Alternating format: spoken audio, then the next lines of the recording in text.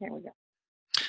Hi, this is Dr. Steve Vargo, optometric practice management consultant with IDOC, and this is the latest edition of the IDOC Focal Point podcast, which is currently devoted to keeping eye care professionals informed and updated on changes taking place as a result of the COVID-19 crisis. And last week, IDOC did a Facebook Live event with our HR consultant, Amy Alvarez, and also our finance consultant, Nathan Hayes, to discuss the recent relief bills, the Family First Coronavirus Response Act, and the CARES Act.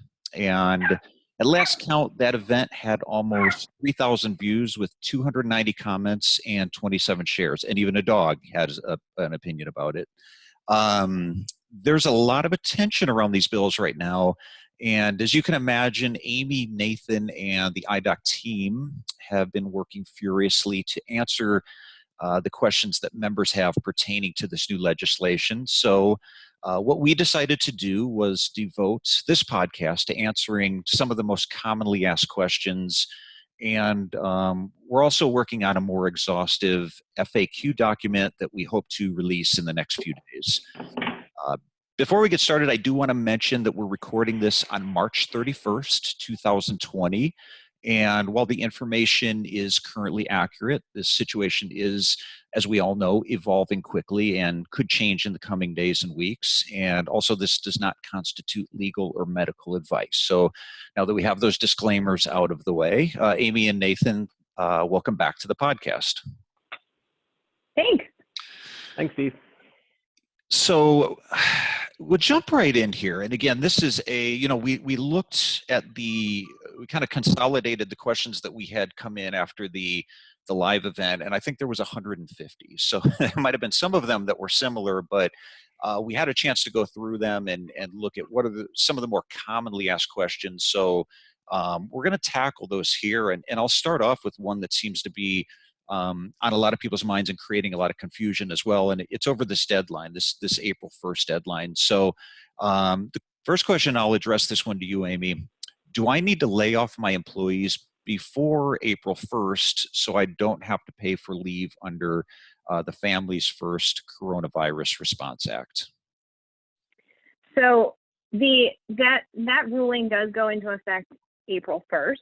It is also in effect through December 31st of 2020. So there's a little bit of misinformation out there as far as if I lay them off now, then I don't have to deal with having to pay for that. So twofold. One, I highly would not recommend making decisions in regards to temporary layoff of your staff, just in regards to this one act. This is something that is supposed to be supportive of employees in America, not a counterintuitive to the idea of keeping everyone employed. Number one, this is being funded, at least the sick leave portion of this is being funded by a direct payroll tax credit. So the practice is being reimbursed for 100% of wages. This applies to businesses under the size of 50, so small businesses in America. Businesses larger than 50 will have to follow up on that, as that Department of Labor information has not come out as far as the credit, unless Nathan, you know. Sorry, I'm having a parenting moment. All right, keep going. And then the second portion of this is something that practices are going to have to carry for their employees, whether they lay them off today or bring them back on June 30th. They will be eligible for sick leave and potentially an FMLA through the end of the year. So this is not going to go away because we've laid them off on March 31st.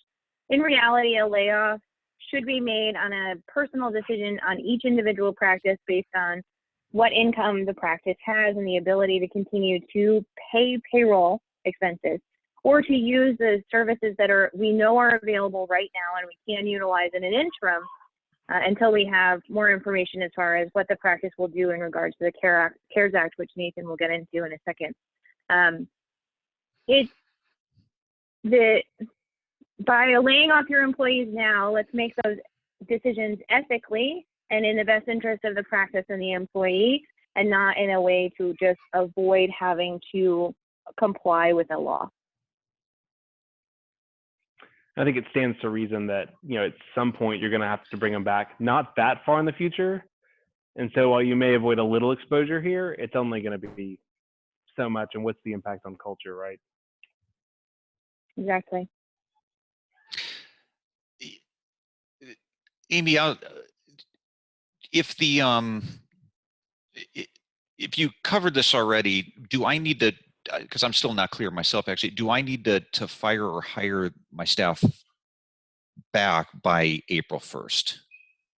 No. So there was also some confusion in regards to what is in the CARES Act and the loans there. And so Nathan will be able to give some more clarity around that 7A payroll forgiveness program. Yeah. The acronym PPP is being used. So it's the Payroll Protection Program, or the Paycheck Protection Program. And so interestingly, I'm not sure where people got I think there was a rumor swirling that you had to hire back by April 1 to be eligible for this. It wasn't in the original version of the bill that I read, nor was it in the final version. The rules are this. So the government wants you to hire your employees back, keep them on payroll, not put them on unemployment, in no small part because unemployment rolls spiked to 330,000 or so 2 weeks ago, and last week that went to about 3 million plus unemployment claims. So the unemployment offices are simply overwhelmed right now. And what the Paycheck Protection Program says is effectively the government through the Small Business Administration will lend you up to 2.5 times 1 month's average payroll from the past 12 months. And if you use that for payroll over the 8 weeks following when you get your loan, it can be used for payroll, for rent, for utilities, but they will forgive as much as you put to salaries and benefits and occupancy costs, so rents and utilities and mortgage interest too, so long as you have the same number of full-time equivalent staff on June 30 of this year as you did in the period from February 15 to June 30 last year, or from, I think it's January 1 to February 20th or something this year. So long as you're basically got your staff at headcount back to where it was, it's you'll get full forgiveness for what you put on payroll. And it doesn't mean that you have to carry your full staff over that period. It just means that you have to have restored by June 30th who you had before. There is another provision in there, just thinking about associate doctors, where if someone's wages have gone down more than 25%, that's the deduction to your forgiveness. But again, same rules apply. If you restore that salary by June 30, there's no deduction to your forgiveness. Okay, yeah, thanks for clarifying that. Amy, I'm going to send this one back to you. Can I still offer my employees health insurance when they are collecting unemployment?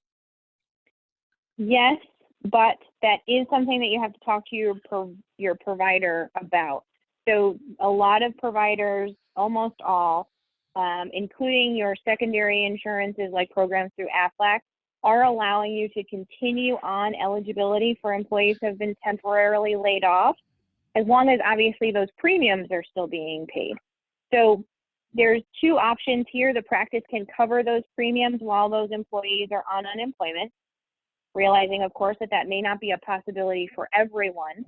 So if it is necessary for you to cost share with your employees before you lay them off, or before you continue to offer these programs, insurance or secondary insurances, you have to make sure that you've gotten into an agreement with your employee about the expectation for pay. So if, let's just say you cover their health insurance, it costs the practice $300 and the employee covers $100, it's important to talk to that employee about how that $100 per month will be paid. Are you expecting it on the first of every month? That's typical. Are you expecting half on the first of the month, half on the 15th of the month? Are you going to talk to them about a repayment program once they're back to work, et cetera? Whatever that is, that agreement that you've come to, make sure that you have that agreement settled before that person goes out on their temporary leave, or that you get that rectified as soon as possible so that you're both on the same page about payments. And that, of course, is only if the practice is unable to cover those premium payments. If you can cover that additional $400 a month, it's a wonderful retention tool. So is that part of the law that you would have to get their that have that discussion with them, or is it just a good practice to have with your employees? It is written into some of the guidelines for FMLA, but in real practice, it's just the best practice for dealing with your employees. Mm-hmm. The problem becomes that a lot of times people will put off these conversations, and I'm not just talking about in optometry practices, I just mean in general. These conversations will be put off until that person comes back. The person assumed that there was coverage for their insurance while they were out, and are maybe not necessarily prepared to cover it. And now it becomes oh, I didn't know that I was responsible for that, and how are we supposed to rectify this? And instead of having that conversation on the back end where it can be messy, you know, the recommendation is always to have those agreements settled in the front end. And keeping in mind that $400 a month may seem doable if this is 3 employees, but if you have 14 employees who are on your health insurance and you need to cover an additional $400 a month on top of the premiums you're already covering, that could be a pretty penny, and therefore something you really want to make sure that you discuss and and you have some type of semblance for. Right, communication, right? Absolutely. That's what we always say. Let It's the me add in antidote something for that's confusion. an open question on this. It's worth considering. The Paycheck Protection Program allows for you to use funds towards benefits. It's not entirely clear from the bill if you would have to keep those employees on to continue paying their benefits. So even just paying that may be forgivable for furloughed employees. Just keep an eye out for guidance on that. And I expect there to be some. Nathan, I just on that point as well, do you have a sense for when things will be more clear? Right now, the way I get the impression that these bills have passed, but there's a period of time after this that the details start to come into light. And I think right now a lot of the uncertainty we hear is it's in those gray, cloudy areas. Do you have a sense for over the it's a matter of weeks? Is it a matter of months? Are there going to be some things, some aspects of this that are always a bit ambiguous? Yeah, let's let Amy answer that because she's been following the FFCRA, which passed on the 18th, I believe. So about 2 weeks ago, and I understand they're just now getting guidance on a lot of that. Is that fair, Amy? Yeah. So I mean, let's think about any other law that has ever been passed in the history of the United States. Maybe not in the history of, but at least in recent times. You get a law passed, and it is minimally 6 months to a year before that actual law goes into place. And the reason for that is because all of the departments who are now responsible for executing on this law are deciding what parameters can or cannot be put in place around this. That time we don't have. We are essentially building the boat as we're going. And so when we look at Families First as an example, the information about the eligibility for tax credit only just came out in the last couple of days. The fact that this is actually effective April 1st instead of April 2nd, as the law originally said, was published Sunday. There are still some questions in regards to Families First, and that came out March 18th. Those questions being, do businesses under the size of 50 employees have to offer the emergency family medical leave? And what is a healthcare provider? Is that only doctors? Can that be extended to other people? How do I apply for my tax credit, or what is the documentation I need in order to get that? Those questions are still pending, and we're 13 days later with that law actually going into effect tomorrow. So one of the things that they have announced for Families First from the Department of Labor is that you will be offered in the opportunity to use the month of April to become compliant.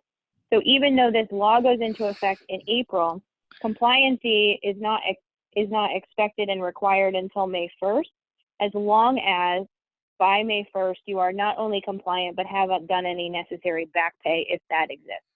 But again, remembering that especially in regards to the sick pay that we have confirmation on, this will be eligible for a tax credit, so it is still not income coming directly out of the practice's pocket. There are still, as I said, a couple of pending questions here, and we're waiting for that. I would expect that the CARES Act is going to follow that same trajectory, that we're still going to have several items that we're like, yeah, I think that that's true, or this is the way that it's written now, or here's what we're waiting on, this detail here. We're going to get those things piecemeal as we go, and that's why continuing to stay on top of that and updating is going to be very important, but it's also going to be really important to not jump to conclusions about what that means. Yeah. Yeah. And I think under this, odd circumstance here with the level of urgency, we maybe shouldn't be surprised that a lot of things are moving quickly, but the details are, waiting to remain, waiting to see how some of that is going to shake out. Yeah. Even a lot of And our I'll say, members saying, my accountant is giving me, I'm getting mixed information from them, or a bank. Or go ahead, Nathan. yeah, I think the CARES Act was actually probably a little more straightforward, even modified parts of the FFCRA that had come out 2 weeks earlier. The real open questions there, I mean, there may be some stuff on what I just raised that I was thinking about as we were talking through it. The big open questions are going to be, what are the reporting that you're going to have to do on staff on payroll to apply for forgiveness on what you pay for payroll? There's some ambiguity in how owners' compensation is going to be booked. Now, there's a cap on how much they'll forgive on compensation. It's wages up to an annualized rate of $100,000 a year, so roughly $8,300 a month.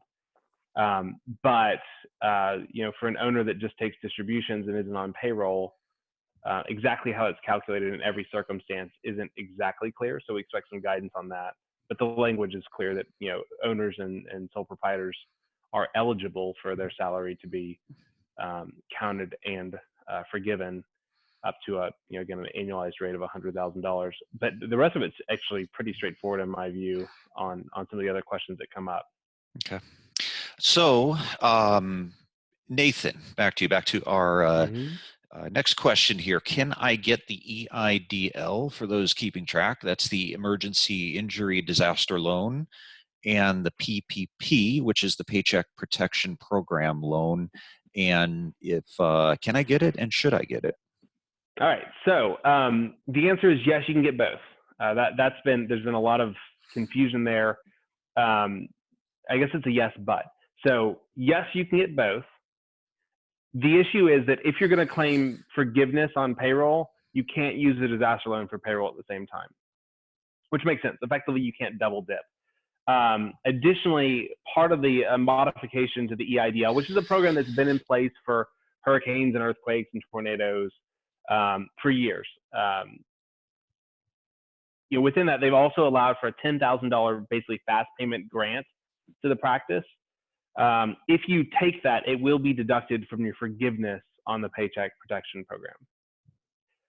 What I'm recommending there is two things. One, if you decide to get both, or either, open up a separate bank account and put the money there. So it's just, this is a suggestion I saw from a CPA online, just be easy to track the payments because you are going to have to account for how you use it. The second piece of advice, and we're going to write more on this in the coming days, and do this in concert with your CPA, in concert with your advisors and bankers, but a lot of practices are still going to be closed for another, how long do we think? 4, 8, 12 weeks at this point, maybe more. My advice is to get as much liquidity, which means cash or credit available as possible just to get through this. And if that means going ahead and applying for a disaster loan, any of the financial instruments out there, even conventional working capital loans, a line of credit, obviously, you don't use until you have to pay back until you use it. But even if you take out a working capital loan or get the disaster loan, almost everything being written right now has 12-month deferments on payments, no interest for 12 months, and basically no prepayment penalties. So my advice would be, and I know and I say this because a lot of ODs are really resistant to debt, and in most circumstances, I want to honor that and say, yes, we shouldn't be taking on all the debt we can. In these extraordinary circumstances, I would get as much ability to keep my practice open as possible, because it does nothing for you or your staff if you end up closing in 3 months because you run out of money. I think the government will continue to support businesses, but get as much as you can. And then if you don't use it, you can just give it back with no problem. So, and the terms are really low right now. Bear in mind that all these loans, the Paycheck Protection Program, even the disaster loans, can't be used as an instrument to refinance your debts. but I would get what you can and be thoughtful. We'll have some more thoughts on how to use them and how to complement each other with them in the coming days. Sure. Thank you. Amy, how am I supposed to pay for the sick leave and emergency FMLA from the, so many acronyms here, from the FFCRA, which is Families First Coronavirus Response Act? Yeah, so I think the bigger question that's coming up is, how are we expected as small businesses to carry payroll, even if it's 2/3 of that person's earnings, for 10 weeks, if they have to be out for the care of a minor child, whether their school closed or their daycare closed? That is the only reason, by the way, that one is eligible for that leave. So they are going to be eligible for 2 weeks of pay at 2/3 their rate for sick leave for the care of a minor child for those in those circumstances. That is what we were talking about as far as what is credited back to you through a payroll tax credit. The Emergency FMLA program that deals with the care of a minor is still questionable. The Department of Labor has put on their website that small businesses under 50 may be eligible to say that the viability of their business would be at risk for that type of leave. The word may, unfortunately, in the government means you have to prove it, or we haven't decided yet that, and we don't know what they mean by that as of this moment. And the other thing is that when I first started reading about Families First, they were indicating that the payroll tax credit would not be eligible for FMLA and for the FMLA leave. And then I have read information about also being able to use that payroll tax credit to cover that leave as well. So there are concerns on both sides, not just paying for 10 weeks of leave that could potentially be covered by that payroll tax credit, but obviously also just having someone out for 10 weeks of leave. And we don't know how these two things interact together in regards to the CARES Act and having to get your staff up to the required number and all of those things. So unfortunately, the answer in this particular instance is we don't know what the requirement is going to be overall and how those two rules interact with each other, the CARES Act and Emergency FMLA, should someone need to take advantage of that program. So the Department of Labor has promised that this week we should be seeing some clarity around that. I mean, they gave us clarity. They said, hey, we're going to move it up a day. That was great. So, potentially we should be seeing more clarity in regards to that emergency leave of absence in the upcoming days, just in regards to both its interaction with the CARES Act, but also just general eligibility. Yeah. And I'll mention here, this is one of the reasons we keep doing this and putting out new content, is because things are changing so rapidly. And every day, you mentioned the word clarity, and we'll continue to keep up with all the changes and reporting on that. So Nathan, back to you. How should I decide whether to furlough staff or take the money? And I want to add one thing to Amy's last comment. It is a refundable tax credit, correct? Yeah, they're actually allowing you to just deduct what you've already paid from what you pay to the government, as long as you are rectifying that in your records. Again, how you have to rectify that, still being built by the IRS, but it wouldn't just be that they are going to give that money back to you. You would not be required to pay it. So the refundable part means once you run out of payroll tax you owe, they're going to give you money back, though, correct? Correct. Yes, they will refund you your payroll tax as soon as you have overpaid. Yeah. All right, and I want to, Steve, to come into your question, I want to just run through how we're advising practices to triage their decision making right now, and I think it's a helpful framework for thinking about it. And I'm adding a fourth step here. Step number one is just recognize that we're in a crisis that we haven't seen in a century, affecting businesses across every sector for an unknown period of time. And so a lot of the rules of thumb you have about prudence and debt management, I want to support them and, again, do things in concert with your CPA. Don't be afraid of debt if it means keeping your practice alive. Having said that, the other thing is So one, recognize the crisis. Two, know what you need to protect first, which is your family assets first. So do not be putting personal money into your practice right now.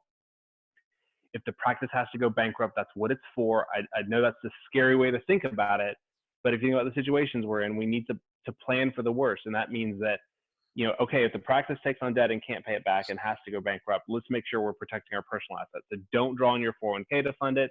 Don't take out a home equity line to fund it. Don't take out a second loan on your car. Not that anyone's going to do that to do it. Recognize that in most states, those assets are protected in bankruptcy. And so it's fine. It will be hard if it happens, but this is hard for everyone. Don't hurt your family's future. So take care of that first. Secondly, and we're getting to staff, but secondly, do keep the practice alive as best you can.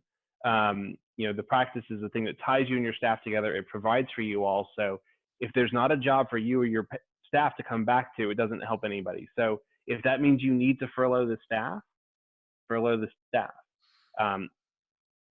Once you've answered those two questions, that we think we can keep the practice okay for, and again, depending on where you are, 8 weeks, 12 weeks, 16 weeks, we've got a great cash flow calculator to help you assess that. That'll, look at your baseline expenses based on last year's revenues and profits and expenses, make deductions to that based on how much we think revenues are going to go down. And for a lot of practices, that's 80, 90, 100% right now. Make reductions for how much we think our staff pay is going to go down based on who we're furloughing or not.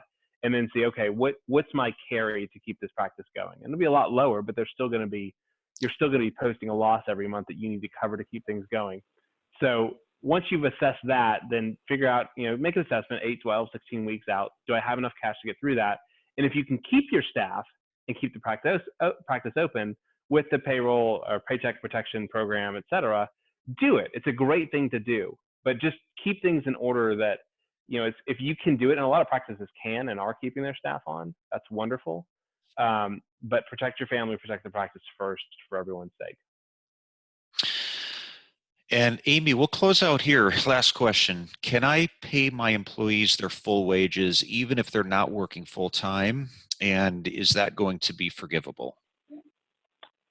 Yes, you can pay your staff their wages for full time, no matter how many hours they are working.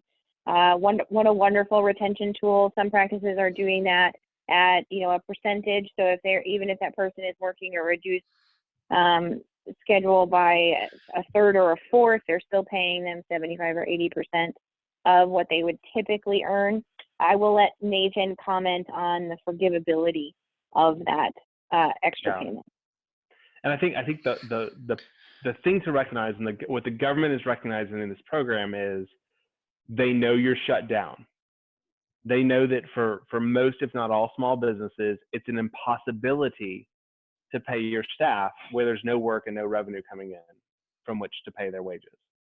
So they're saying, we're going to eat their wages for an 8-week period from the time you take out this loan. And it won't matter. There's no accountability for what your staff are doing. The important thing is that you keep them on the payroll. So if within the scope of your business, and there's a timing game here too, you've got to take that loan out by June 30th, and then there's 8 weeks past your origination date that it covers. That's the best understanding of the bill today. There may be rule writing to follow that changes that, but it's a little ambiguous, and people have been asking that question. But yeah, the government's going to just forgive whatever you spend of that loan on your staff. So if that means paying them for full-time work with no work, they're going to forgive it. And the important thing is you kept your staff on payroll. So that's the principle behind it.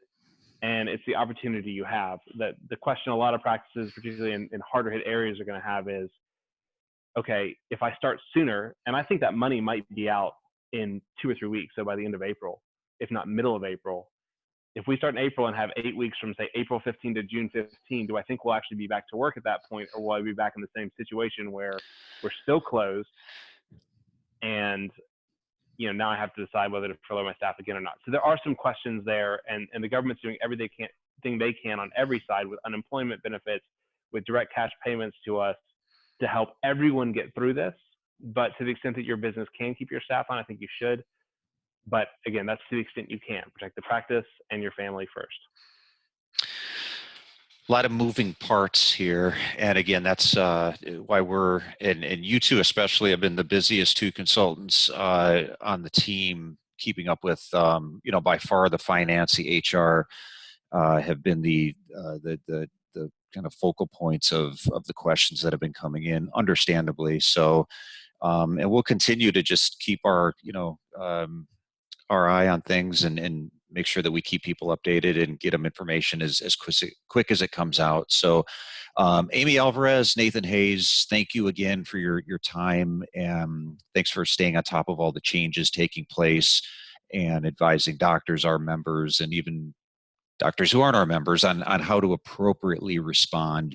IDOC as a company is really committed and devoted to keeping eye care professionals informed and updated throughout this crisis. And for more information, I believe we'll probably be linking our resource page in the notes, a really great site to go to with a lot of different resources pertaining to the COVID-19 crisis. And then we'll continue to update as new information comes in.